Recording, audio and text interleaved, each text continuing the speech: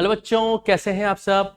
I hope आप सब अच्छे होंगे। आपकी पढ़ाई बहुत ही ज़बरदस्त चल रही होगी। मेरा नाम है इंजमाम खान। स्वागत करता हूं आपका अनअकैडमी के शानदार यूट्यूब प्लेटफॉर्म पर। जैसा कि बच्चों पता है आपको कि हम नेशनलिज्म इन इंडिया पढ़ रहे थे और आज हमें स्टार्ट करना था बेटा द सॉल्ट मार्च। तो बिना किसी देरी के हम क्या करते हैं बेटा, फटाफट से आज the salt march and the civil disobedience movement क्या करते हैं बेटा, चालू करते हैं। ठीक है बेटा, चलिए the salt march and the civil disobedience movement।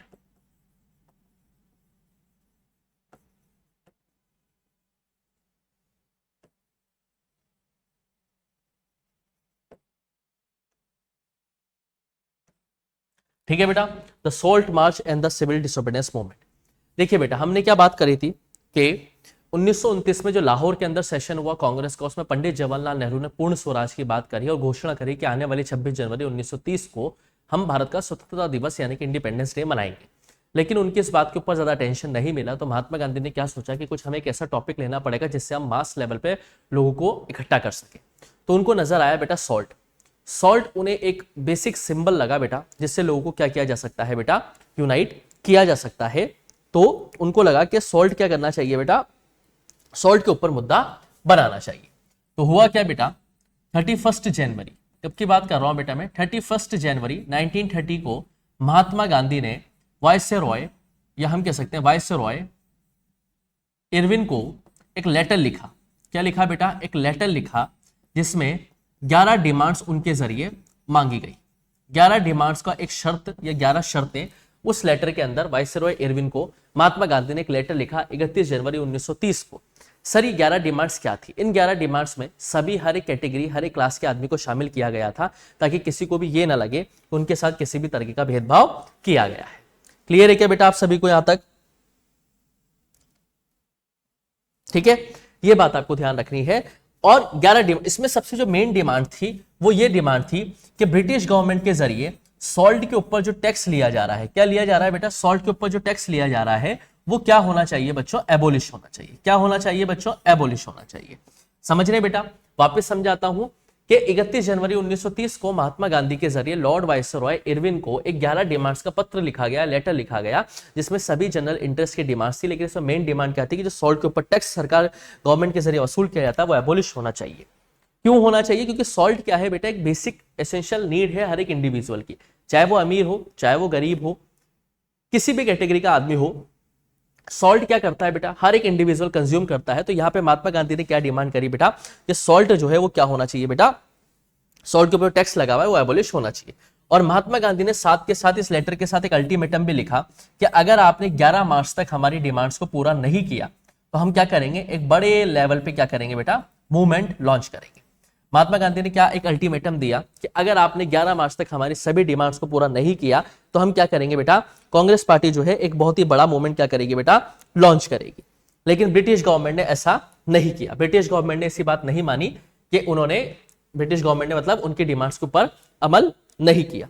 ठीक है, तो महात्मा गांधी ने अपनी शुरुआत करी किसकी, सॉल्ट मार्च की शुरुआत करी। किसकी शुरुआत करी बेटा, सॉल्ट मार्च की शुरुआत करी। सॉल्ट मार्च की महात्मा गांधी ने जो शुरुआत करी वो अपने 78 वॉलंटियर्स के साथ करी। किसके साथ करी बेटा, 78 वॉलंटियर्स के साथ उन्होंने शुरुआत करी। कब करी बेटा, 12 मार्च 1930 को महात्मा गांधी ने शुरुआत करी। कहां से, साबरमती गुजरात से। कहां से बेटा, साबरमती गुजरात से। साबरमती के संत तूने कर दिया कमाल। साबरमती गुजरात से शुरू करी बेटा, और ये यात्रा चली 6 अप्रैल 1930 तक। यानी कि 6 अप्रैल 1930 को यात्रा कहां पहुंचेगी, डांडी में। डांडी क्या है बेटा, एक कोस्टल टाउन है गुजरात का। ठीक है, तो ये बात आपको ध्यान रखनी है। तो महात्मा गांधी ने एक सॉल्ट मार्च निकाला बेटा अपने 78 वॉलंटियर्स के साथ बेटा। 12 मार्च 1930 को उसकी शुरुआत हुई बेटा साबरमती गुजरात से। और रास्ता जो था वो था बेटा 240 मील लंबा, यानी कि 240 मील्स क्या था बेटा, लंबा था बेटा। गांधी जी और उनके जो हम कह सकते हैं वॉलंटियर्स थे बेटा, वो लगातार चलते रहे बेटा। ठीक है, लगातार चलते रहे बेटा। 10 मील वो हर रोजाना चला करते थे, यानी कि 10 मील्स वो हर रोजाना चलते थे। और जहां जहां पे वो रुकते थे वहां पे काफी सारे हजारों की संख्या में लोग उनको सुनने के लिए आते थे बेटा, क्योंकि महात्मा गांधी उस टाइम पे लोगों को मोटिवेट भी कर रहे थे। और फाइनली 6 अप्रैल को कहां पहुंचते हैं बेटा, वो डांडी में पहुंचते हैं। और डांडी में पहुंचने के बाद वो सॉल्ट के ऊपर जो टैक्स लगा हुआ था उस सॉल्ट टैक्स को क्या करते हैं बेटा, एबोलिश करते हैं। और इस सॉल्ट टैक्स को एबोलिश करने के साथ ही इस सॉल्ट टैक्स को अबोलिश करने के साथ ही किसकी शुरुआत मानी जाती है बेटा, इस सॉल्ट टैक्स को अबोलिश करने के साथ ही शुरुआत मानी जाती है बेटा किसकी, सिविल डिसोबीडियंस मूवमेंट की। किसकी शुरुआत मानी जाती है बेटा, सिविल डिसोबीडियंस मूवमेंट की शुरुआत मानी जाती है इस सॉल्ट टैक्स को अबोलिश कर देने के साथ ही। अब सवाल ये निकल के आता है कि सर सिविल डिसोबीडियंस मूवमेंट और नॉन कॉपरेशन मूवमेंट में आखिर अंतर क्या है, इन दोनों में आखिर डिफरेंस क्या है। तो इन दोनों में डिफरेंस ये है बेटा कि नॉन कॉपरेशन मूवमेंट के अंदर तो सिर्फ हम बॉयकॉट कर रहे थे बेटा फॉरेन गुड्स को, फॉरेन क्लोथ को, फॉरेन सर्विसेज को। नॉन कॉपरेशन मूवमेंट में तो हम क्या कर रहे थे बेटा, सिर्फ फॉरेन गुड्स को, फॉरेन क्लोथ को, फॉरेन सर्विसेज को क्या कर रहे थे बेटा, बॉयकॉट कर रहे थे।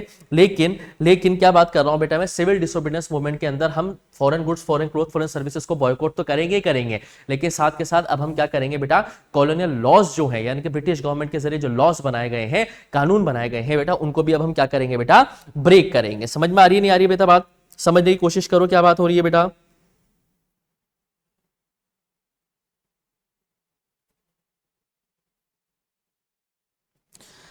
समझ रहे हैं बेटा, नॉन कॉपरेशन मूवमेंट में सिर्फ क्या किया जाएगा बेटा, foreign goods, foreign cloth, foreign services को बॉयकॉट किया गया, लेकिन इस सिविल डिसोबीडियंस मूवमेंट के अंदर क्या हुआ बेटा, सिविल डिसोबीडियंस मूवमेंट के अंदर foreign goods, foreign cloth, foreign services के साथ साथ हम क्या करेंगे बेटा, सिविल डिसोबीडियंस मूवमेंट को भी क्या करेंगे बेटा, बॉयकॉट करेंगे।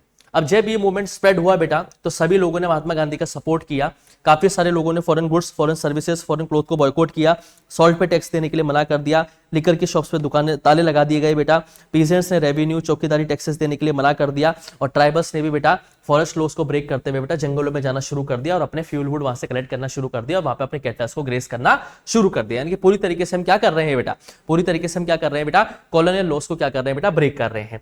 बदले में ब्रिटिश गवर्नमेंट ने क्या किया, बदले में ब्रिटिश गवर्नमेंट चुपचाप बैठी रहेगी तो नहीं, ब्रिटिश गवर्नमेंट ने क्या किया बेटा, धीरे धीरे करके वो क्या करने लगे बेटा, यहाँ के जो हमारे पॉलिटिकल लीडर्स थे उनको धीरे धीरे क्या करने लगे बेटा, वो अरेस्ट करने लगे। ठीक है, वन बाय वन करके क्या करने लगे बेटा, वो अरेस्ट करने लगे। ठीक है, अब इसमें किरदार आते हैं बेटा कौन, अपने अब्दुल गफ्फार खान।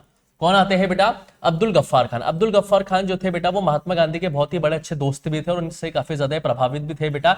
जब अब्दुल गफ्फार खान को 1930 में अरेस्ट कर लिया गया बेटा, 1930 में जब इन्हें अरेस्ट कर लिया गया बेटा तो पेशावर में माहौल थोड़ा खराब हो गया। अब देखिए बेटा इस टाइम पे पेशावर इंडिया का हिस्सा था बेटा, अखंड भारत का हिस्सा था, क्योंकि इस टाइम पे पाकिस्तान का पार्टीशन नहीं हुआ था। तो पेशावर, लाहौर, गुजरानवाला ये सारे के सारे जो है बेटा किसके हिस्सा थे बेटा, इंडिया के हिस्सा थे।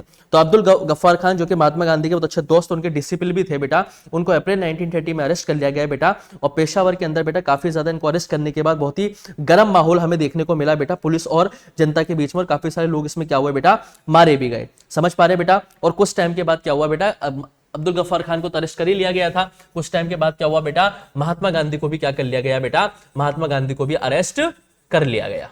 समझ पा रहे हैं बेटा आप, महात्मा गांधी को भी अरेस्ट कर लिया और लगभग जैसे जैसे लोग अरेस्ट होते जा रहे थे बेटा, वहां पे जो भी उनके फैन फॉलोवर्स थे वो क्या करते जा रहे थे बेटा, माहौल गर्म होता जा रहा था, वायलेंट क्लैशेस होते जा रहे थे बेटा लोगों के बीच में, लोग इधर से उधर एक दूसरे के ऊपर क्या कर रहे थे, झगड़े कर रहे थे, और काफी सारे लोग भी क्या होते जा रहे थे बेटा, मारे जा रहे थे। ठीक है, जनता ने क्या किया बेटा, पुलिस पोस्ट, म्युनिसिपल बिल्डिंग्स के ऊपर आक्रमण कर दिया बेटा।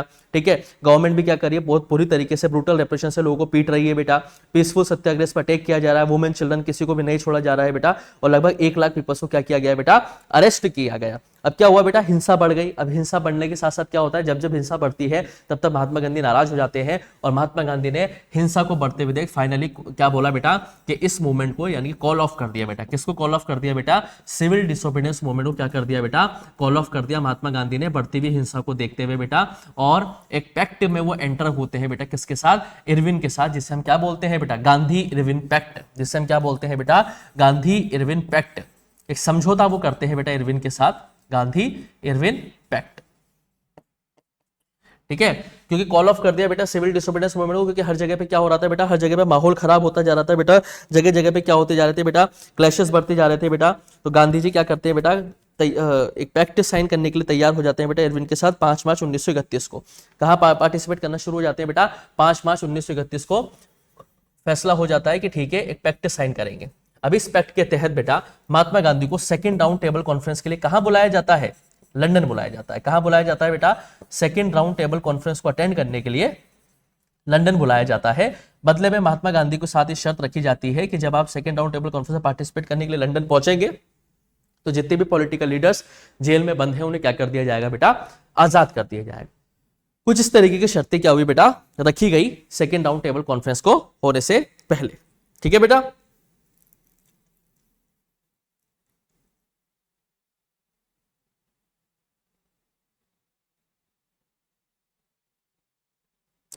ठीक है बेटा, समझ में आया। अब दिसंबर 1931 में क्या हुआ बेटा, दिसंबर 1931 में महात्मा गांधी क्या करते हैं बेटा, लंदन पहुंचते हैं बेटा सेकंड राउंड टेबल कॉन्फ्रेंस के लिए, क्योंकि उनसे वादा किया गया था कि पॉलिटिकल लीडर्स को आजाद कर दिया जाएगा। लेकिन सेकंड राउंड टेबल कॉन्फ्रेंस में क्या हो जाता है बेटा, उनको डिसअपॉइंटमेंट हाथ लगती है, कोई भी निष्कर्ष उनको समझ में नहीं आता है, कोई भी निष्कर्ष उनको नहीं समझ में आया कि क्या चीजें होनी चाहिए, तो वो डिसअपॉइंट होते हैं और सेकंड राउंड टेबल कॉन्फ्रेंस का कोई निष्कर्ष नहीं निकलता। और जब वो इंडिया आते हैं तो इंडिया के उन्होंने क्या देखा कि अब्दुल गफ्फार खान भी जेल में है, अब्दुल गफ्फार खान भी कहां पे है बेटा, जेल में है, और जवाहरलाल नेहरू भी कहां पे है बेटा, जेल में है। यानी कि पीछे से क्या कर रही है बेटा, ब्रिटिश गवर्नमेंट सबको पकड़ के जेल में डाल रही है। साथ के साथ कांग्रेस पार्टी को इलीगल घोषित कर दिया गया। कांग्रेस पार्टी अब मीटिंग्स नहीं कर सकती, सेशंस नहीं कर सकती, अपने पॉलिटिकल एसोसिएशंस नहीं कर सकती, प्रोटेस्ट नहीं कर सकती। यानी कि पूरी तरीके से ब्रिटिश गवर्नमेंट ने महात्मा गांधी की गैर मौजूदगी में पूरी तरीके से क्या किया था बेटा, एक तरीके से लोगों को सप्रेस करने का काम किया बेटा। ठीक है, अब इस चीज से क्या हुआ बेटा, महात्मा गांधी को बहुत बुरा लगा कि यार ऐसा क्यों हुआ। तो महात्मा गांधी ने क्या किया बेटा, वापस से घोषणा करी रीलॉन्च करने की, किसकी, सिविल डिसोबीडियंस मूवमेंट को महात्मा गांधी ने वापस घोषणा करी कि रीलॉन्च करेंगे, किसको बेटा, सिविल डिसोबीडियंस मूवमेंट को। लेकिन जब ये दोबारा रीलॉन्च हुआ बेटा, तो दोबारा रीलॉन्च होते वक्त इसमें बहुत ही कम लोगों का पार्टिसिपेशन हमें देखने को मिलता है। किसमें बेटा, सिविल डिसोबीडियंस मूवमेंट में बहुत ही लिमिटेड नंबर में पार्टिसिपेशन देखने को मिलता है। जब इसे दोबारा रीलॉन्च किया जाता है, पहली बार में इसके अंदर पार्टिसिपेशन बहुत ज्यादा हुआ था, लेकिन दूसरी बार में इसके अंदर पार्टिसिपेशन एक तरीके से मिनिमम ही रह जाता है, और 1934 तक तो सिविल डिसोबीडियंस मूवमेंट अपना पूरा मोमेंटम खो देता है। क्लियर है बेटा।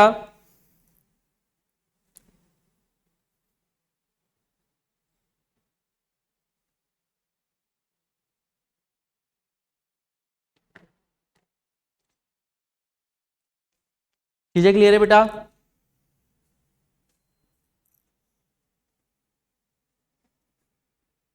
चलिए अब देखते हैं कि सिविल डिसोबीडियंस मूवमेंट में किन किन लोगों ने पार्टिसिपेट किया या नहीं किया। How participant see the movement, how participants saw the movement, जिन्होंने इसके अंदर पार्टिसिपेट किया उन्होंने किस तरीके से इस मूवमेंट को देखा, वो हम समझने की यहां पे कोशिश करेंगे। क्लियर है बेटा।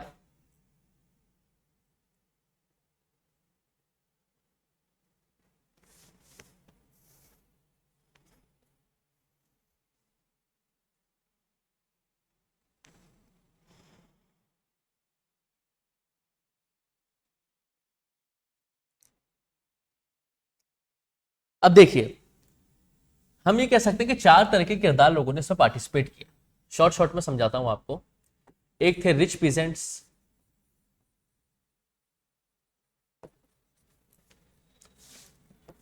एक थे पुअर पीजेंट्स,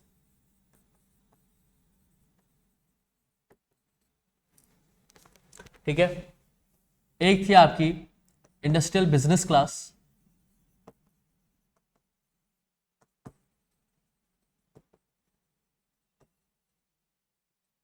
और एक था आपके इंडस्ट्रियल वर्किंग क्लास।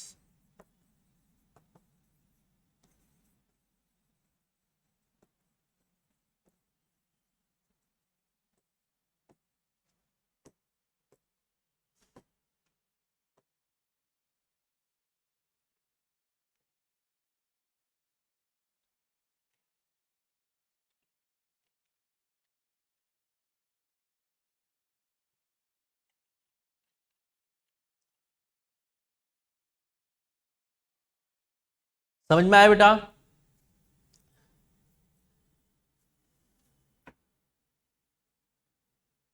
चलिए अब देखते हैं बेटा, रिच पीजेंट्स की अगर हम बात करें तो रिच पीजेंट जैसे हो गए हमारे बेटा, है ना, यूपी के जाट और गुजरात के पाटीदार। ठीक है, जो बड़े बड़े क्या थे बेटा, पाटीदार और जाट्स। ठीक, समस्या क्या थी बेटा इनकी, कि रिच पीजेंट्स को रेवेन्यू देना पड़ता था ब्रिटिश गवर्नमेंट। क्या देना पड़ता था बेटा, ब्रिटिश गवर्नमेंट को रेवेन्यू देना पड़ता था। अब रेवेन्यू देने में क्या दिक्कत थी भाई, अमीर पीजेंट थे, रेवेन्यू दे सकते थे। तो मसला ये हुआ कि इकोनॉमिक डिप्रेशन जब आया, तो इकोनॉमिक डिप्रेशन आने से क्या हुआ बेटा, इनकी जो प्राइसेस थी क्रॉप्स की वो इनको प्रॉपर तरीके से नहीं मिल पा रही थी। तो इनको भी क्या हुआ, इनके पास जो इनकम आ रही थी, जो कैश इनकम आ रही थी, वो हो गई थी कम।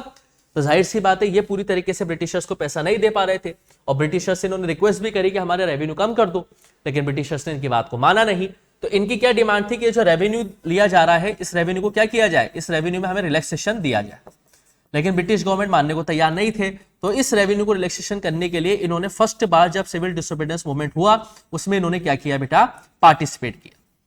इस इच्छा से कि ये जो रेवेन्यू ब्रिटिश गवर्नमेंट इनसे वसूल रही है उस रेवेन्यू में इनको थोड़ी सी माफी दी जाएगी। लेकिन हुआ क्या बेटा, रेवेन्यू में इनको रिलैक्सेशन नहीं मिला, और रेवोल्यूशन में रिलैक्सेशन इनको मिलता उससे पहले ही महात्मा गांधी ने सिविल डिसोबीडियंस मूवमेंट को बंद कर दिया। सिविल डिसोबीडियंस मूवमेंट के बंद होने से ये लोग काफी निराश हुए, क्योंकि इनको उम्मीद थी कि रेवेन्यू रिलैक्सेशन किया जाएगा। लेकिन क्या हुआ बेटा, हुआ ये कि इनका क्या किया गया बेटा, इनका ये हम क्या कह सकते हैं बेटा, हुआ ये कि इनकी जो रेवेन्यू रिलैक्सेशन की डिमांड थी वो पूरी नहीं हो पाई। उससे पहले महात्मा गांधी ने सिविल डिसोबीडियंस मूवमेंट को बंद कर दिया, तो इससे इन लोगों में काफी नाराजगी हुई। और जब दोबारा सिविल डिसोबीडियंस मूवमेंट लॉन्च हुआ तो इन लोगों का पार्टिसिपेशन बिल्कुल ना के बराबर रहा सिविल डिसोबीडियंस मूवमेंट के अंदर। यानी कि पहली बार में तो पार्टिसिपेट किया था, दूसरी बार में मोमेंटम पूरा खत्म हो चुका था, इन लोगों ने पार्टिसिपेट नहीं किया। अब सवाल निकल के आता है, सब पुअर पीजेंट्स ने क्या पार्टिसिपेट किया? तो इन्होंने नहीं किया। क्यों नहीं किया? क्योंकि रिच पीजेंट्स टैक्स देते थे बेटा किसको? ब्रिटिश गवर्नमेंट को। और पुअर पीजेंट्स जिनके पास जमीन नहीं हुआ करती थी बेटा, वो अमीर किसानों की जमीनों पर रेंट ले, अमीर किसान की जमीनों को रेंट लेके उस पर कल्टीवेशन करते थे। अब जाहिर सी बात है, इनको रेंट पे करनी है रिच पीजेंट्स को। अब इकोनॉमिक डिप्रेशन आया तो इनकी भी दिक्कत आई, इनके भी क्रॉप्स सही दाम में नहीं बिक पाई, तो ये भी रेंट को रिलैक्सेशन करने की डिमांड करेंगे। तो इनकी डिमांड क्या थी कि जो रिच पीजेंट्स है ये क्या करें बेटा, रेंट को रिलैक्स करें, इनके मतलब रेंट पे रिलैक्सेशन को दिया जाए। लेकिन कांग्रेस पार्टी का समर्थन इनको नहीं मिलता है। क्यों नहीं मिलता है बेटा कांग्रेस पार्टी का समर्थन इनको? क्योंकि कांग्रेस पार्टी को जो फाइनेंशियल असिस्टेंट थी वो रिच पीजेंट से मिलती थी बेटा।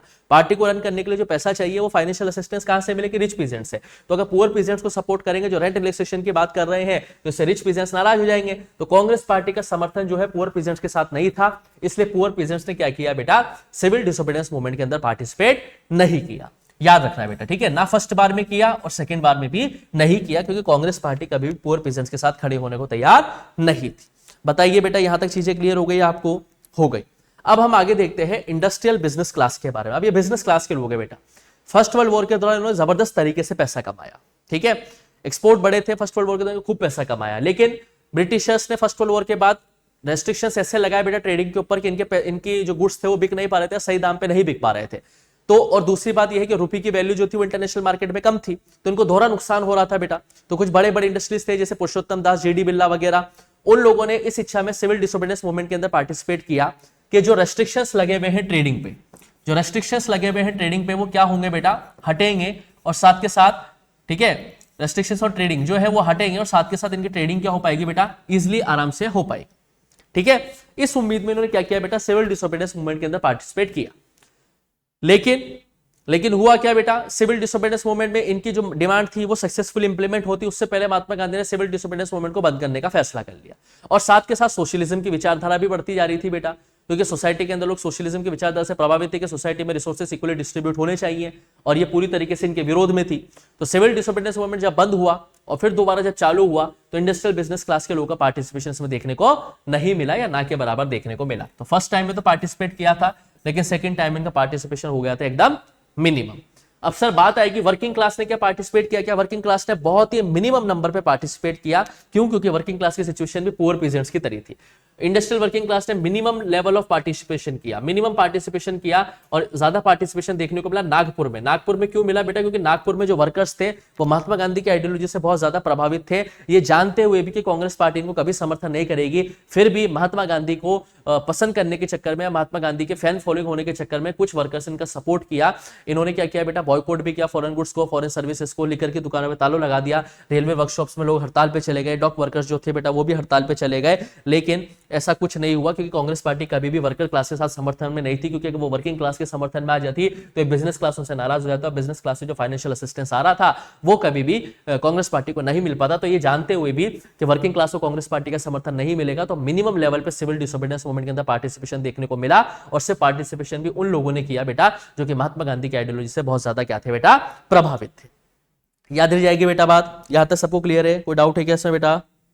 ठीक है, आज थोड़ा सा टाइम का हमारे पास अभाव है बेटा, इसलिए आज अपन इतना ही पढ़ेंगे, फिर नेक्स्ट क्लास में अपन क्या करेंगे बेटा, ठीक है, आगे चलेंगे। इसमें से एक छोटा सा आप चीज और दे सकते हैं बेटा, क्या वुमेन्स ने पार्टिसिपेशन किया क्या?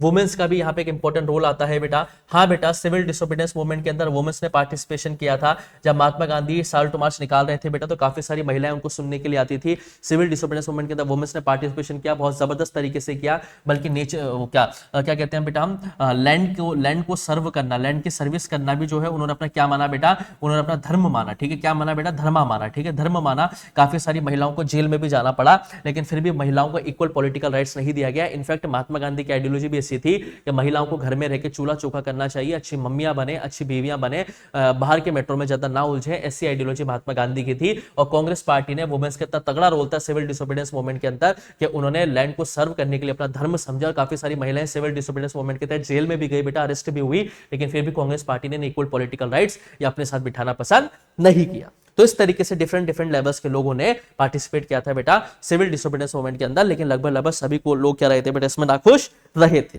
अब जो हमारा दो टॉपिक इस चैप्टर के अंदर बच रहे हैं बेटा, एक है limits of civil disobedience movement के, लिमिटेशंस क्या है सिविल डिसोबीडियंस मूवमेंट की, दलितों ने इसमें क्यों पार्टिसिपेट नहीं किया, मुस्लिम्स का क्या मसला था, मुस्लिम्स इसमें क्यों पार्टिसिपेट नहीं किया, तबकि नॉन कॉपरेशन मूवमेंट में तो मुस्लिम्स ने पार्टिसिपेट किया था। और एक लास्ट टॉपिक हमारा बचेगा the sense of collective identity, किस तरीके से लोगों के दिलों में नेशनलिज्म की फीलिंग को डेवलप किया गया, वो हम पढ़ेंगे बेटा नेक्स्ट लेक्चर में, क्योंकि आज थोड़ा हमारे पास टाइम की कमी है। आज आपको इतना ही पढ़ना है। कल के लेक्चर में मैं आपको, या नेक्स्ट लेक्चर जो भी होगा उसमें अपने चैप्टर को कंप्लीट करने की कोशिश करेंगे। तब तक के लिए आप लोग पढ़ते रहिए, मस्त रहिए। Thank you, bye.